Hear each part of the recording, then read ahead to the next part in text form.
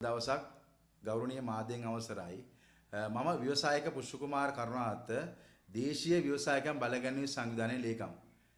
ඇත්තටම අද මේ මාධ්‍ය හමුව තියන්න බලාපොරොත්තු වෙන්නේ මේ මාස 6ක් ගෙවිලත් දිට්ටා සුලි කුණාටුවේ වන්දි මුදල් නොලැබීම සම්බන්ධයෙන් අදහස් දීපයක් දක්වන්නට.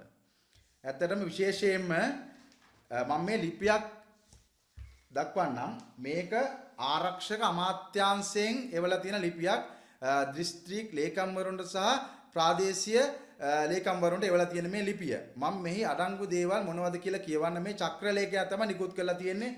මේක තියෙන්නේ ජාතික ආපදනා සහන සේවා මධ්‍යස්ථානයෙන් තමයි සියලුම දිස්ත්‍රික් ලේකම්වරු සියලුම ප්‍රාදේශීය ලේකම්වරු දැනුවත් කරන්න මේ එවලා තියෙන්නේ. මේකේ තියෙන්නේ මේ දිට්ටා සුලි කොණාටුවේ වන්දි මුදල් ගෙවීම සම්බන්ධයෙන් එක ව්‍යාපාර හානි සඳහා ගෙවීම කියන ඡේදයේ පළවෙනි එකේ හානියට පත්ව ඇති සමාගම් පනත යටතේ ලියාපදිංචි සීමා සහිත පෞද්ගලික සමාගම් ඒ කියන්නේ ප්‍රයිවට් ලිමිටඩ් සඳහා ව්‍යාපාර නාම ලියාපදිංචිය මත ලක්ෂ 2ක මුදලක් ගෙවීම කළ හැක කියලා තමයි මේ ලිපියේ තියෙන්නේ. මේ ලිපියේ යොමු අංකය තියෙනවා NDRSC ඇලයිරක් 0.2 ඇලයිරක් 0.4 ඇලයිරක් 10 මේක තියෙන්නේ 2026 6/3 තමයි මේක නිකුත් කරලා තියෙන්නේ. මෙන්න මේ ලිපිය මේක ආරක්ෂක අමාත්‍යාංශයෙන් තමයි නිකුත් කරලා තියෙන්නේ.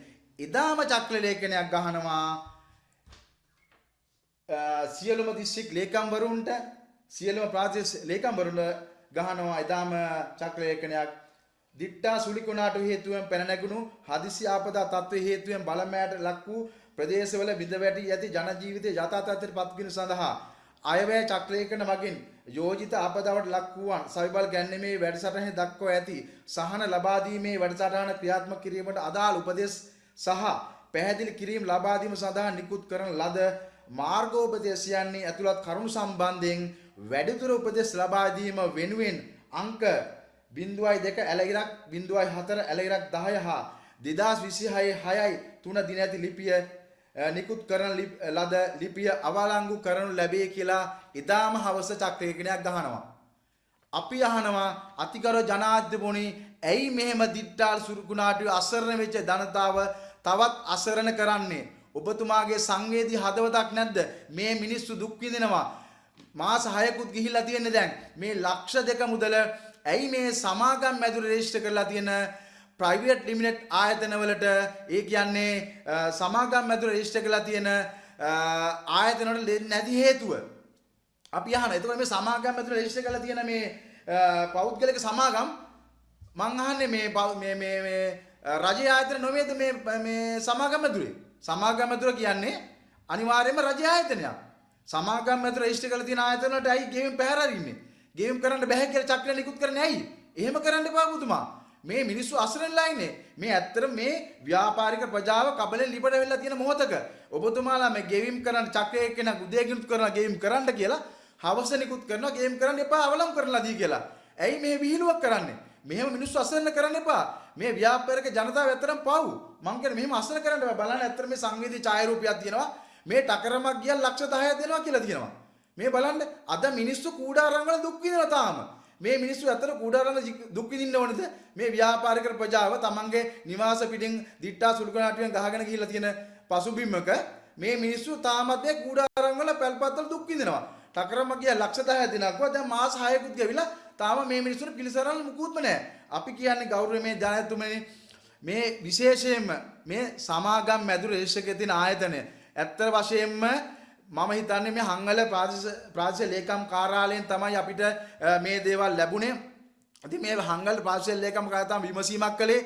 එතනින් තමයි අපිට දැනගන්න ලැබුණේ ෆයිල් විශාල ප්‍රමාණයක් ගොඩ ගහලා තියෙනවලු මිටි ගණන් මේ ගෙවීම් කරන්න බැරුව. ඇත්තට මේකෙන් ප්‍රාදේශීය ලේකම් කාර්යාලය නිලධාරි මහතුරුත් අසරණ වෙනවා. ඔවුන්ටත් උත්තරයක් දෙන්න බැරි වෙනවා. මොකද ව්‍යාපාරික ප්‍රජාව ඔවුන්ගෙන් තමයි දුරකථනයෙන් අහන්නේ අපේ ෆයිල් එකට දැන් මොකද උනේ? එතකොට එයාලා අසරණ වෙනවා. ගේම් කරන්න තාම චක්‍රය නිකුත් කළා නැහැ කියනවා. නිකුත් කළා කියනවා. ඊට පස්සේ අවලංගු කළා කියනවා. මොකද්ද මේ විහිළුව?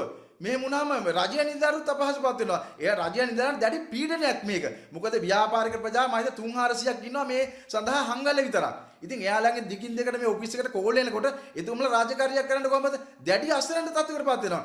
මෙහෙම කරන්න එපා ජනාධිපති. විශේෂ ඔබතුමා මුදල් අමාත්‍ය වශයෙන් මේ ගැන වහාම සොයා බලන්න. සමාගම් පැතුර රජිස්ටර් කරලා තියෙන ආයතන වලට වහාම මේ වන්දි මුදල් ලබා දීමේ මේ චක්‍රලේඛන හැකියික්ම නිකුත් කරන්න. එහෙම නොවුනොත් ජනාධිපති වන්දි මුදල් නොලැබිච්ච සියලුම ව්‍යාපාරික මහතින් අපි එකතු කරගෙන ජනාධිපති ලේකම් කාර්යාලයට එනවා. අනිවාර්යයෙන්ම එනවා. ඔබතුමා මුණ ගැහෙන්න අපිට අවස්ථාව ලබා දුන්නේ නැත්නම් අවස්ථාවක් ලැබෙන තුරු අපි එතන කූඩාරමක් ගහගෙන හරි ඔබතුමා එනකල් අපි ජනාධිපති ලේකම් කාර්යාලය ළඟ ඉන්නවාමයි.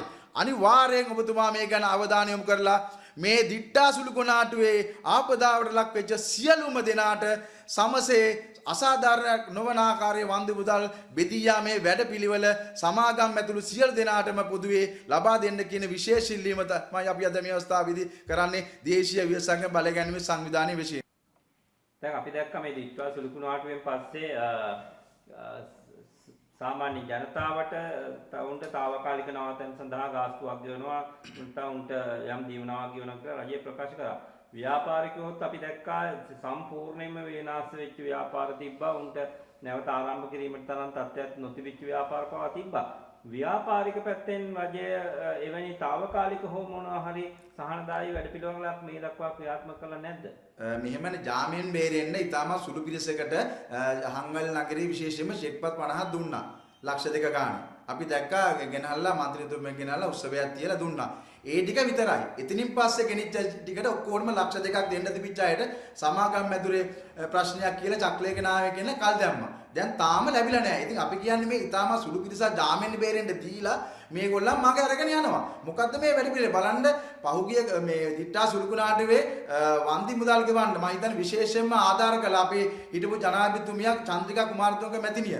එතුමියගේ කෝටි 25ක මම හිතන්නේ කෝටි 25ක් මුදල පරිත්‍යාග කළා මේ වන්දි මුදල් සඳහා අර මුදලට. ඉතින් මම හිතන්නේ මේ වගේම විදේශ සංවිධාන වලින් විදේශීය රටවලින් පුද්ගලයන් අපිට මේ ලංකාවට ආධාර කළා. ඉතින් ඒ ආධාර වලට මොකද වුනේ? මේවා අපිට ප්‍රශ්නයක් දැන් මෙහෙම බෙදන්න නැත්තම් මේක පැලවත් ගිණුමකටවත් ගියාද කියන දේ. මිනිස්සු සාධාරණ සැකයක් මත වෙන. මොකද මේක මහා භාණ්ඩාගාරයට කියන භාණ්ඩාගාර සල්ලි ඉතල මේක ඉක්මන් කළ මිනිස්සුන්ට බෙදනවනේ. ලක්ෂ 2 මේ දෙන්න ඕන තැනට 50000ක් දෙනවා. කෝටි එකමාරක් විතර ඩැමේජ් එකකට ලක්ෂ 2ක් දෙනවා. අඩුම තරමේ ණය වැඩසටහනක්වත් නැහැ මේ රජයේ ව්‍යාපාරේ ගොඩ ගන්න දැනට ශනික ණය ටිකක් ගන්න කියලා. එහෙම වැඩසටහනකුත් නැහැ. අර ඕනේ අර ඩොකියුමන්ට් එක ඕනේ මේක ඕනේ කියලා ලෝන් දෙනවා වගේ කල් අරිනවා. ඉතින් බැංකුවලට ගියාට පස්සේ රස්චාර්ජ් කරනවා මගහැරලා එවනවා කිබ් එකේ කියලා. අසතුලේ කෙන කතාව කියලා. ඉතින් මම කියන්නේ මේකට රජය නිසි වැඩ පිළිවෙලක් තාම පාර්ලිමේන්තු 159ක් ඉඳලා මේකට ක්‍රියාත්මක කරන්නේ නැත්තේයි කියලා අපි අහනවා. 159ක බහුතර බලයක් දීලා තියෙනවා. Tamanට ව්‍යවස්ථාව වෙනස් කරලා හරි මිනිස්සුන්ට සහන දෙන්න පුළුවන්. සහන දෙනවා කියලා තමයි ආවේ. මුලින්ම මේ රජය මේ බලාපොරොත්තුනේ මේ පත්‍ය ගමම්ම සහන දෙනවා කියලා. කොහොම සහන ටික බලාපොරොත්තු වෙන සහන ටික තාම නැහැ. මම හිතන්නේ මිනිස්සු ඇත්තටම අසරණ වෙලා තියෙන්නේ ලංකාවේ මිනිස්සු පව් කියලා තමයි ඇත්තටම කියන්න තියෙන අපිට. ඔය දැන් අපි දැක්ක පහුගිය දවස්වල තියෙන මේ සමහර නැතිවතුරු ප්‍රකාශ කරනවා භාණ්ඩාගාරයේ පිරි ඉතිරිලා යන සල්ලි තියෙනවා කියලා.